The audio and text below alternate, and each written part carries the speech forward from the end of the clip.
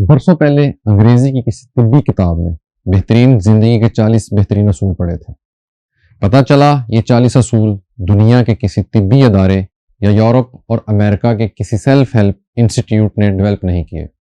یہ تمام اصول ہمارے پیارے رسول اکرم صلی اللہ علیہ وسلم کی حیات طیبہ کا نچوڑ ہیں۔ یہ سیرت النبی سے عکس کیے گئے ہیں۔ آج کی اس ویڈیو میں ہم بتائیں گے یہ اصول کیا ہے اور سائنس نے اس کی کیا تحقیق کی ہے۔ میں ہوں آپ کا ہوسٹ معظم نجیل۔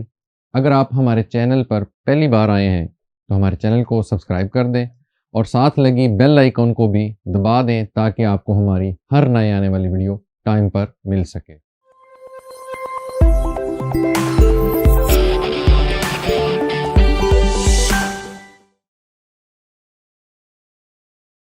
ہمارے رسول اکرم صلی اللہ علیہ وسلم نے پوری زندگی اپنے صحابہ کرام رضی اللہ عنہ کو ان اصولوں کی ٹریننگ دی۔ آپ صلی اللہ علیہ وسلم کے صحابہ کرام بہترین زندگی کے ان 40 بہترین اصولوں کی چلتی پھرتی تصویر تھے۔ ہمیں ان اصولوں پر عبادت کی طرح عمل شروع کرنا چاہیے۔ گو میں ابھی تک ان پر مکمل عمل نہیں کر سکا، لیکن مجھے یقین ہے اللہ تعالیٰ میری توفیق میں ضرور اضافہ کریں گے اور میں کسی نہ کسی دن آپ صلی اللہ علیہ وسلم کے واضح کردہ ان اصولوں پر عمل میں کامیاب ہو جاؤں گا۔ یہ 40 اصول کیا ہیں؟ آپ وہ اصول اور ان اصولوں کی جدید سائنسی تحقیق ملاحظہ کیجیے۔ میرے لیے دعا بھی فرمائیے گا۔ یہ 40 اصول کیا ہیں میں بھی آپ کو ان کی تشریح کر کے بتاتا ہوں۔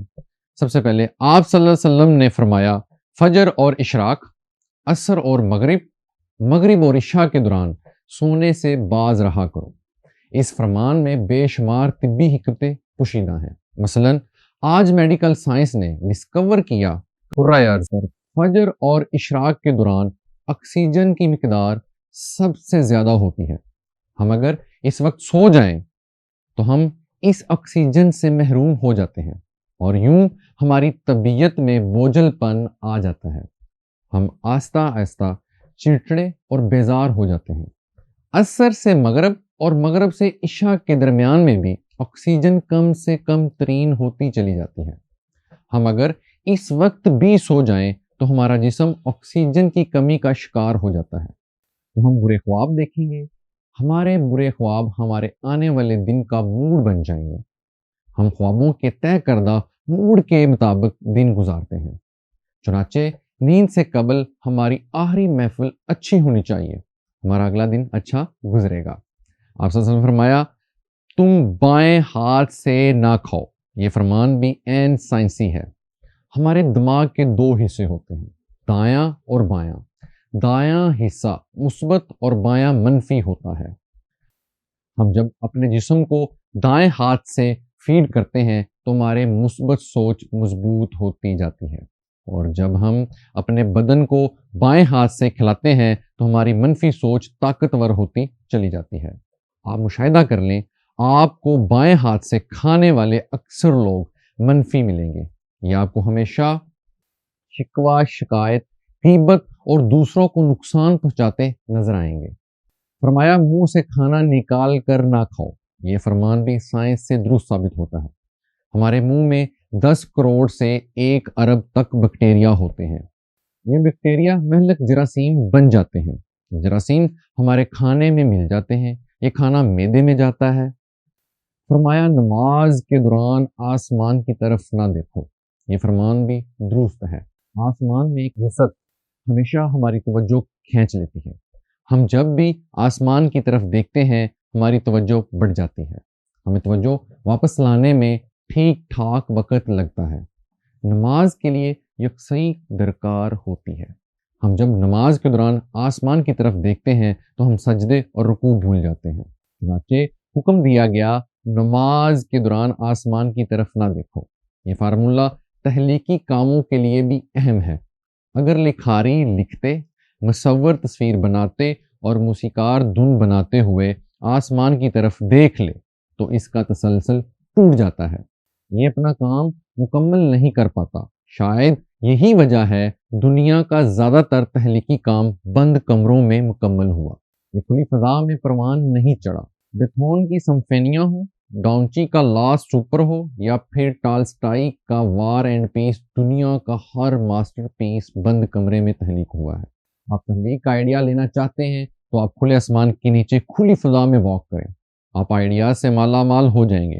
लेकिन आप अगर इन आइडियाज पर काम करना चाहते हैं तो फिर आप कमरे में बंद हो जाएं। आप कमाल कर देंगे। आपको अंबिया, औलिया और बुजुर्गाने दीन भी बंद गारों में मराकबे करते मिलेंगे। यहाँ तक कि महात्मा बुद्ध का नरवान भी एक ऐसे दरख्त के नीचे मिला था जिससे आसमान दिखाई नहीं देता था। वो दरख्त इतना घना था कि वो बारिश तक रोक लेता था। आप सल्लल्लाहु अलैहि वसल्लम ने फरमाया, रफ़ाए हाजित की जगह मत थूको। ये हुक्म अपने अंदर दो हिकमतें रखता है। टॉयलेट में थूकने से बाद में आने वालों को भी तकलीफ होती है। दूसरा, टॉयलेट में लाखों किस्म के जरासीम भी होते हैं।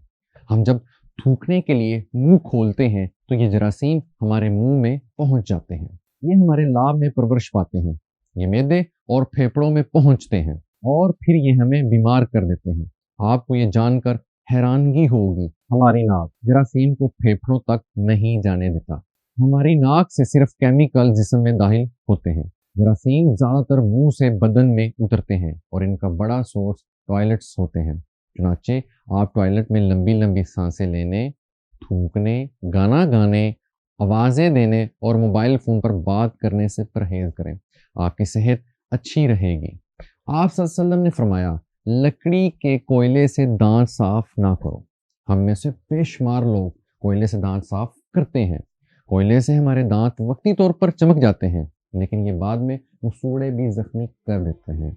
दांतों की जड़ें भी हिला देते हैं और ये मुंह में भी बदबू पैदा कर देते हैं। लकड़ी का कोयला सीधा सादा कार्बन डाइऑक्साइड होता है। ये हाइजीनिक भी नहीं होता। चुनाचे रसूल अकरम सल्लल्लाहु अलैहि वसल्लम ने इससे परहेज का हुक्म दिया। आप सल्लल्लाहु अलैहि वसल्लम ने फरमाया, हमेशा बैठ कर कपड़े तब्दील किया करो।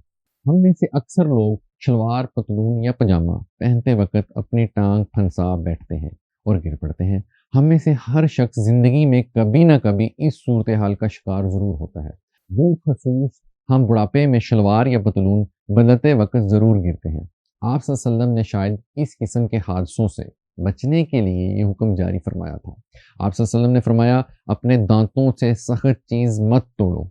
हम लोग अक्सर बादाम, अखरोट या नीम पका गोश्त तोड़ने की कोशिश में अपना दांत तोड़वा बैठते हैं। दांत एक्टिव ज़िंदगी का कीमती तरीन असासा होते हैं। आप सल्लल्लाहु अलैहि वसल्लम ने शायद इसीलिए दांतों को सख्त चीज़ों से बचाने का हुक्म दिया। अगर आपको हमारी ये वीडियो पसंद आई है तो कमेंट्स बॉक्स में कमेंट कीजिएगा, लाइक और शेयर भी कर दीजिएगा। अल्लाह हाफ़िज़।